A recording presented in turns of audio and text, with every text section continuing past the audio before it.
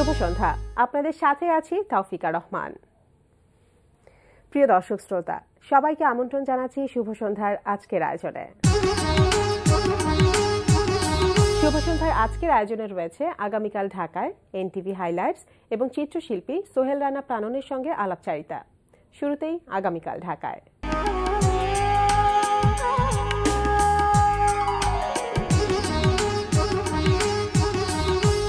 প্রথমেই জানিয়ে দিচ্ছি চলচ্চিত্র প্রদর্শনীর সময়সূচি। সবার জন্য শিল্প সংস্কৃতি, সবার জন্য চলচ্চিত্র, এই স্লোগান নিয়ে বাংলাদেশ শিল্পকলা একাডেমির ইন্টারন্যাশনাল ডিজিটাল কালচারাল আর্কাইভে অনুষ্ঠিত হচ্ছে চলচ্চিত্র প্রদর্শনী। এই আয়োজনে আগামীকাল সন্ধ্যা 6:30টায় প্রদর্শিত হবে চলচ্চিত্র উত্তরের সুর।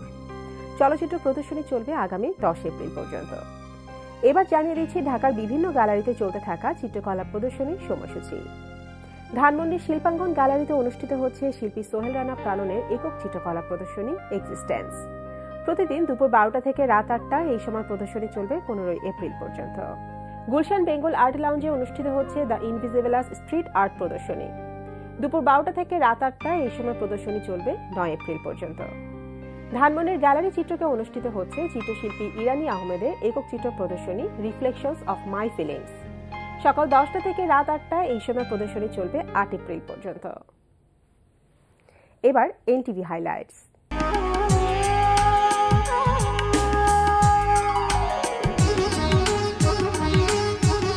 রাত 8:20 থাকছে আবুল হায়াতের পরিচালনায় ধারাবাহিক নাটক আকাশের ওপারে আকাশ। এখন বাসায় গিয়ে কি করবে? আব্বু অসুস্থ। ও হ্যাঁ জানি, কিন্তু তোমার আপা আর ভাবি তোমার আব্বুর জান প্রাণ দিয়ে সেবা করছে, সম্পত্তির লোভে মনে হয়। রাত 9টায় প্রচার হবে ওয়াহিদা রাজ্জাক মিশার প্রযোজনায় অনুষ্ঠান স্যান্ডেলিনা গ্ল্যামার ওয়ার্ল্ড।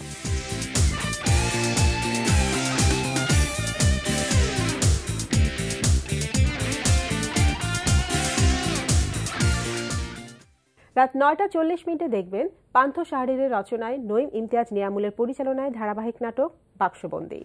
জাভেদের পক্ষে সবকিছু করা সম্ভব। মারবে তো আমাকে? যদি তার চেয়েও খারাপ কিছু হয় তখন? জাভেদ চাইলে খুন করতে পারে।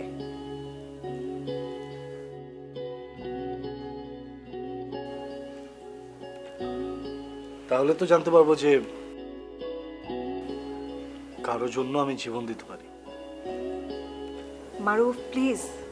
রাত 11:30 দেখবেন মাবরুর রশিদ বান্নার পরিচালনায় ধারাবাহিক নাটক হাউস 44। একা একা কারা কথা বলে জানোস তো? যারা মানসিকভাবে অসুস্থ, অটিস্টিক তারা। আমি মানসিকভাবে প্রতিবন্ধী? আমি? হ্যাঁ, যেটা হয় আসলে কি, ইটস ওকে, ইটস ওকে, এরকম হয়। হ্যাঁ ফাইন ফাইন, আমি অটিস্টিক, আমি মানসিকভাবে প্রতিবন্ধী, আর আমি এখানে আমার ইমাজিনারি ফ্রেন্ডদের সাথে কথা বলছি। হে বাডি হোয়াটস আপ, এই যে হাই ফাইভ দিল। ঠিক আছে, এখন তুই প্লিজ যা গিয়ে প্রবলেমটা সলভ কর, এত বড় বড় বাণী না দিয়ে প্রবলেমটা সলভ কর। রাত 12টায় থাকছে টক শো এই সময়।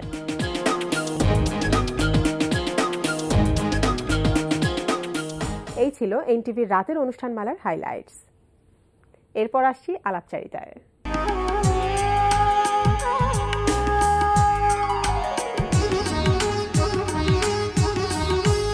ধানমন্ডির শিল্পাঙ্গন গ্যালারিতে অনুষ্ঠিত হচ্ছে শিল্পী সোহেল রানা প্রাণনের একক চিত্রকলা প্রদর্শনী এক্সিস্টেন্স। প্রিয় দর্শক, আমাদের আজকের অতিথি চিত্রশিল্পী সোহেল রানা প্রাণন। চলুন কথা বলি তার সঙ্গে। শুভ সন্ধ্যা। শুভ সন্ধ্যা। কেমন আছেন? ভালো আছি, আপনি কেমন আছেন? এই তো জি, ভালো আছি। তো 1 এপ্রিল থেকে শুরু হয়েছে আপনার চিত্র প্রদর্শনী এক্সিস্টেন্স, যেটা 15 তারিখ পর্যন্ত চলবে। তো এখন পর্যন্ত কেমন চলছে আপনার প্রদর্শনী? ভালো, বরাবর নাই, ভালোই। ওপেনিং প্রোগ্রামের পর থেকেই এখন অবধি রেসপন্স ভালো। আচ্ছা, সবাই আসছে, অনেকে আসতে না পারলেও ফোন করছে বা পরে দেখা করছে, এরকম আর কি। তো বেশ ভালোই চলছে আর কি। আচ্ছা, তো উদ্বোধনী অনুষ্ঠানের মধ্য দিয়েই তো এক্সিবিশনটা শুরু হয়েছিল। তো উদ্বোধনী অনুষ্ঠানটা কেমন ছিল? উদ্বোধনী অনুষ্ঠানটা একটু অন্যরকম ভাবে চিন্তা করেছিলাম। সেটা হচ্ছে আমার ফ্রেন্ড, ও বাঁশি প্লে করে, আচ্ছা, এবং একটু ক্লাসিক করে, শ্যামল। তো শ্যামলকে বললাম যে যেহেতু একটা এক্সিবিশন হবে, তো বরাবর আমরা সবাই আলোচনা হয়, ছবি সম্পর্কে কথা বলা চলে, তো যদি আমরা মিউজিক একটু প্লে করি হয় না, আমাদের তো একটা প্রচলিত নিয়ম আছে, সন্তান জন্মলাভ করলে একটা ধ্বনি দিতে হয়, তাই না? তো আমাদের চিত্রকলাতে ওইটাও তো এক ধরনের সন্তানের মতো আর কি। তো আমরা যদি এরকম একটা মিউজিক রাখি তো কেমন হয়? তো বললো ইন্টারেস্টিং। তো একেবারে শুরুতেই সবাই যখন মঞ্চে অবস্থান করছিল, সবাই প্রোগ্রামটা যখন শুরু হয়ে গেছে, তখন ওকে ঘোষণা দিয়ে বাঁশি বাজানোর কথা বলা হয়। আচ্ছা, এইটা যখন ও বাঁশিটা প্লে করলো, তখন যেটা ঘটলো, টোটাল পরিবেশটা চেঞ্জ হয়ে গেল আর কি। আমরা আসছি তো আসলে এক্সিবিশনের প্রদর্শনী এগুলো ওপেনিং করার জন্য, ওর বাঁশিটাতে একটা টিউন হলো আর কি ঘটনাটা। তারপরে এইবার যে যার মতো করে আলোচনা হলো, তারপর আমরা একটা পর্যায়ে গ্যালারি ওপেন করলেন হামিদ স্যার, অন্যান্য আলোচক যারা ছিলেন বা গেস্ট যারা ছিলেন তারাও কথা বললেন, তারপরে গ্যালারিতে প্রবেশ করলেন। আচ্ছা, তো এবারে প্রদর্শনী থিম হচ্ছে এক্সিস্টেন্স, মানে হচ্ছে অস্তিত্ব। তো এই থিমটা সিলেক্ট করার পেছনে কারণটা কি আসলে? এটা ছিল একটু ব্যাকে যেতে হবে, একটু পেছনে যেতে হবে। অর্থাৎ আমি 2011 সালে যখন নিশ্চিত হলাম, মানে নিজের একটা জায়গা তৈরি হয় না, চিন্তার অভিজ্ঞানের একটা জায়গা তৈরি হয়, যে আমি তখন চিন্তা করলাম যে আমার তো ছবি আঁকার জার্নি একটা চলমান প্রক্রিয়ার মধ্যে আছে, তো আসলে আমার ভালো লাগা মন্দ লাগাগুলো কোথায়? তখন এইটা খুঁজতে গিয়ে আমি দেখলাম যে লাইনটা আমাকে খুব টানে, রেখা নির্ভরতা। তো সেইটার দিকে যখন আমি তাকালাম, তখন চিন্তা করলাম যে লাইন তো খুব টাফ একটা জিনিস, লাইনকে ধরা যায় না, সোনার হরিণের মতো ও ধরা দেয় না, জল রংটা তাই। তখন আমি চিন্তা করলাম যে আমাকে একটু ল্যান্ডে যেতে হবে, প্রকৃতির কাছে যেতে হবে, খুব কাছাকাছি। তখন আমি 11 সাল থেকে শুরু করলাম আউটডোর জার্নি, যে লাইন কি, কেন নয়, একটা আলো দীর্ঘদিন একটা জায়গায় পড়ে, তার রংটা কি হয়, একটা বাতাস প্লে করে যায়, একটা বুনো ফুল ফুটে থাকে, সেটা কেন ফোটে, কেনই বা ফোটে না, প্রকৃতির যে জীবনটা একেবারে পুরো রিয়াল যে আমাদের পালস, মানে আমরা তো আসলে একটা পালসেরই জিনিস। হ্যাঁ, ফুলটাও যেমন, ফুলটা মানে আমি মানে ফুল, গাছ মানে আমি মানে এইরকম একটা জায়গা থেকে এইরকম একটা অনুভব করবার ইচ্ছে হলো। তখন আমি ছবি আঁকতে গেলাম, ঢাকা থেকে শুরু করলাম, বুড়িগঙ্গার উপরে কিছু কাজ করলাম, কলাবাগান নার্সারিতে আমি অনেক সময় শীতের ফুল আঁকতে গেলাম। তারপর আমি চলে গেলাম যশোরে, যেহেতু এটা আমার হোম টাউন, ওখানে আমার শৈশব বা ওইটার থেকে আমার অনেক সোর্স আসে, আমার বেড়ে ওঠা সবকিছু মিলে ওখান থেকে আমি একটা উৎসাহ পাই, আনন্দ হয় আর কি। সেই ইচ্ছেটাকে আমি জাগিয়ে গেলাম গ্রামে। তো অভয়নগর সুন্দলী, ওইখানে আমি অনেক দিন থাকলাম ওইখানে, আর অনেক ক্যানভাস নিয়ে গেলাম ওখানে, যে ওখানে বিলে বিলে ঠিক কৃষকরা যেরকম সকালবেলায় বের হয়ে যায়, যে তারা জমি চাষ করে বা ধান রোপণ করে বা জমি তৈরি করে, আমিও করলাম কি সকালবেলায় ভোরে বের হয়ে যাই, যে ওই কাজ শুরু করি ওই মাঠে বিলে। মানে তখনকার প্রকৃতিটা কিরকম থাকে? হ্যাঁ, শীতের মধ্যে তখন এই যে কানেক্টিভিটি, অর্থাৎ আমার একটা উপলব্ধি হলো যে আমি মানুষটা আর কৃষক মানুষটা একই মানুষ, একই কাজ করছি, দুজনের মাধ্যমে, দুজনের ধারায়। তো সেইটা করতে করতে করতে যাই হোক, এটা আমার অনেক এক ধরনের ভালো লাগা হলো, অনেক কাজের চিন্তনের জায়গাটা আমার কাছে আরেকটু পরিষ্কার হলো। তখন আমি ফিরে এলাম, লাইনে শুরু করলাম আমার জার্নি। লাইনে করতে করতে করতে এর মধ্যে হয়ে গেছে কি যে একাডেমি পাস, মানে মাস্টার ডিগ্রি করার পরে তো একটা বড় টাইম আমি খুব গবেষণা নিরীক্ষাধর্মী কাজ করেছি, তো সেইগুলোর একটা এন্ড দরকার। তখন আমি 13 সালে চিন্তা করলাম যে আমার এই লাইনের কাজ শুরু, আর বিগত দিনগুলোর যে কাজগুলো আমি করেছি সেগুলোর শেষ, এরকম একটা জায়গা থেকে আমি রূপশিল্পের দেশে শিরোনামে আমার দ্বিতীয় সোল এক্সিবিশনের আয়োজন করি। এটা হচ্ছে ধানমন্ডিতে আর্ট সেন্টারে। ওটা করার পরে ওটা শেষ হয়ে গেল পর্ব, আর ওখান থেকে শুরু হলো আমার এইটার জার্নি।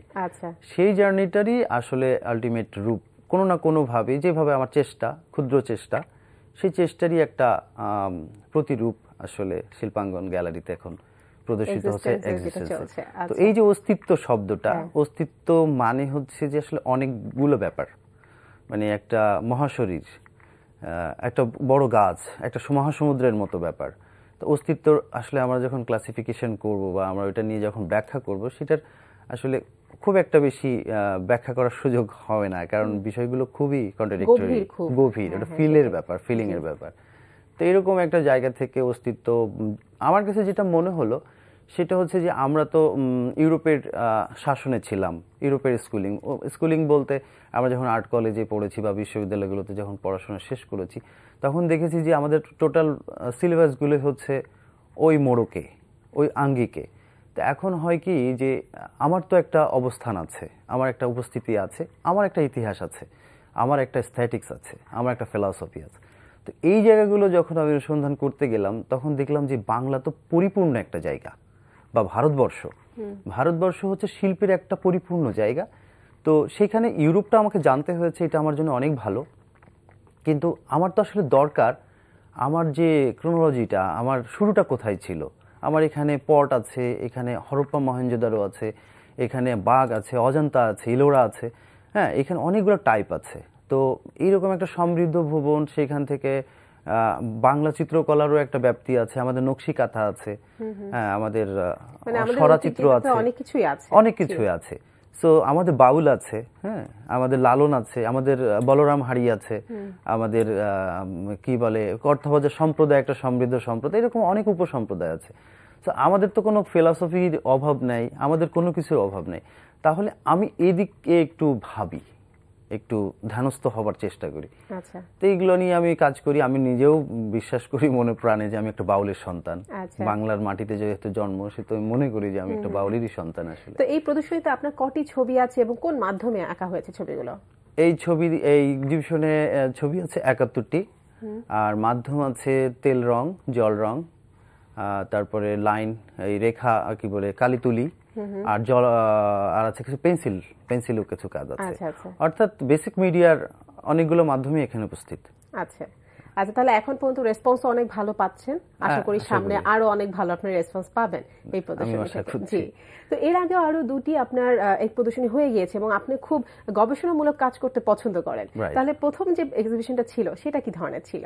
প্রথমটা ছিল একেবারেই শিশুতোষ, এবং ওখানে কবে ছিল সেটা? সেটা ছিল 2000-এ, এবং সেটা ছিল খুব বেশি আবেগ ঘন। কারণ ওটা হচ্ছে ওই যশোরে আমি করেছিলাম পাবলিক লাইব্রেরি ইনস্টিটিউটের একটা ইয়াকুব কক্ষ, একটা গ্যালারিটা উপযোগী না, ওখানে আসলে রিডিং রুম, ওখানে পড়া, কিন্তু আমরা উপযোগী করেছিলাম আর কি। ওখানে ইয়া করে কাপড় টাঙিয়ে, তারপর সুন্দরভাবে একটা পরিবেশ ক্রিয়েট করে ওইখানে কয়েকটা শো হয়েছে। তো আমি যখন ওইখানে শো করি তখন একই সময়ে যশোরে 5টি শো হচ্ছে। আচ্ছা, হ্যাঁ, স্কাল্পচারের শো হচ্ছে 2-3টা, পেইন্টিং এর শো আরেকটা হচ্ছে, আমারটা হচ্ছে, মানে ওইটা একটা অন্যরকম ব্যাপার ঘটেছিল। তো কি বিষয় নিয়ে ছিল ওটা? ছিল যে আমি একাডেমিতে যাবার পরের যে জার্নি, আর তার একটু আগে, অর্থাৎ আমি একাডেমিতে যাইনি যখন, তখন যে কাজগুলো করেছিলাম, এর থেকে মনে হলো যে আমার এখানে একটা দেখি কি করলাম, সেটা ঠিক একাডেমিক পার্সপেক্টিভ থেকে, সেটা আমি মানে ওইটা আমার একটা শিশুতোষ মনেরই একটা ফল, ইমোশন বেশি বলছি এই কারণেই, কারণ ওইখানে একটা প্রথম সলো হবে, এটা আমার মানে এক ধরনের বাসনা, স্বপ্ন, এরকম একটা জায়গা থেকে। আচ্ছা আচ্ছা, তো এরপর প্রথম এক্সিবিশন থেকে দ্বিতীয় এক্সিবিশনটা, সেটার বিষয়বস্তু কি ছিল? সেটা রূপশিল্পের দেশে। হ্যাঁ, ওটা সেটা কি আমাদের দেশের যে সংস্কৃতি ঐতিহ্য সেটাকে নিয়েই করা হয়েছিল? সেটার রূপক অর্থে আমি এটাকে রূপশিল্পের দেশে, আমার কাছে এটা তো রূপের দেশ। আমার দেশটা আসলে খুবই রূপের দেশ। পৃথিবীতে আর এরকম আমার দেখার সৌভাগ্য হয়নি, পৃথিবীর হয়তো অনেক দেশ, কিন্তু আমার কাছে মনে হয় না যে এর থেকে আর একটা রূপবান, শুধু আমার দেশ হিসাবে আমি বলছি না, আছে এখানে কিছু ব্যাপার আছে। এখানে মাটির সব থেকে একটা বড় গুণ আছে, যেটা আসলে রূপ, যেটা থেকে রূপের সৃষ্টি হয় আর কি। প্রাণের সৃষ্টি হয়, প্রাণ থেকে রূপের সৃষ্টি হয়, রূপের থেকে সুরের সৃষ্টি, সবই মিলেমিশে আছে আর কি।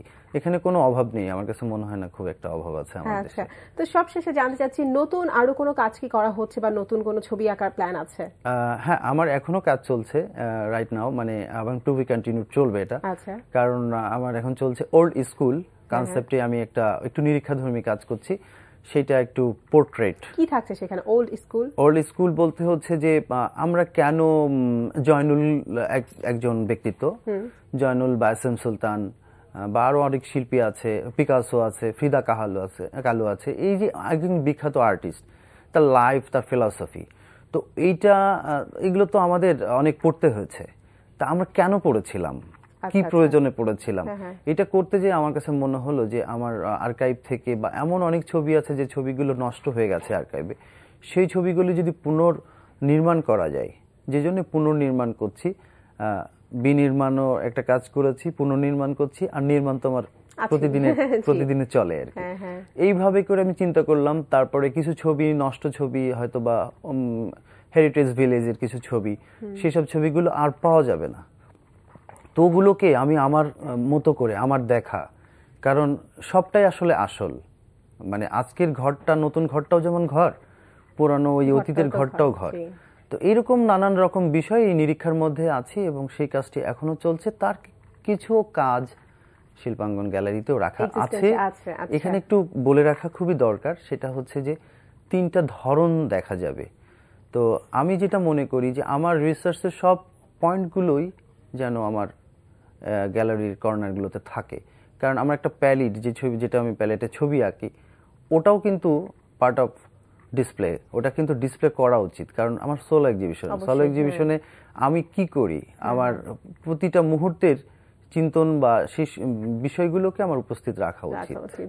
মানে আপনি নতুন নতুন ধারণা নিয়ে কাজ করতে অনেক পছন্দ করেন এবং সবসময় সেই কাজগুলি আমরা দেখতে পারি আপনার সব এক্সিবিশনে। তো কথা বলে অনেক ভালো লাগলো এবং আপনার সকল কাজের সাফল্য কামনা করছি। সেই সাথে শুভ সন্ধ্যা আসার জন্য আপনাকে অনেক অনেক ধন্যবাদ। আপনাকেও ধন্যবাদ, শুভ সন্ধ্যাকেও ধন্যবাদ, এনটিভিকে ধন্যবাদ। আর দর্শকদের উদ্দেশ্যে আমার একটু বলা আছে, সেটা হচ্ছে যে এক্সিবিশনটা আসলে সবার জন্য।